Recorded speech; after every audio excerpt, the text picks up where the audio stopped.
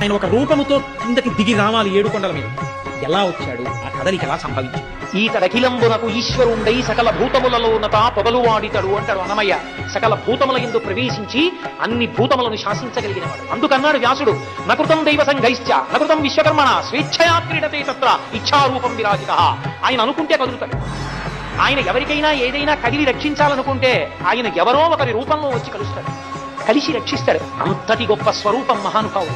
ఆనాటి నుండి ఆయన మాట్లాడడం మానేసి మౌనంగా ఎవరిని ఎలా అనుగ్రహించాలో అలా అనుగ్రహించడం అప్పుడు మొదలుపెట్టాడు. పిలిస్తే పలికే దైవం, ఊరు ఊరు వాడ వాడ ఆయన మీద నమ్మకం. అందరం ఆనంద నిలయంలోకి వెళ్లి మొదటి గడప దగ్గరికి వెళ్లి నిలబడి రాగలిగినటువంటి రోజు ఈశ్వరుడు ఇవ్వలేడని మీరు అనుకుంటున్నారా?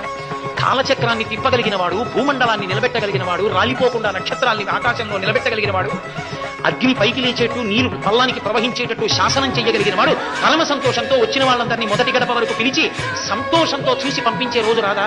వచ్చి తీరుతుంది. వెంకటేశ్వర ప్రసాదం అంటే చాలు సంతోషపడిపోయేటటువంటి అద్భుత స్వరూపం వెంకటరమణ. ఊరూరా వాడవాడ తెలిసిన వారికి తెలియని వారికి నా తండ్రి పెద్దది. అంత గొప్ప అవతారం వెంకటేశ్వర అవతారం. అందుకే ఆయన చేత అనుగ్రహింపబడని వాడు లేదు.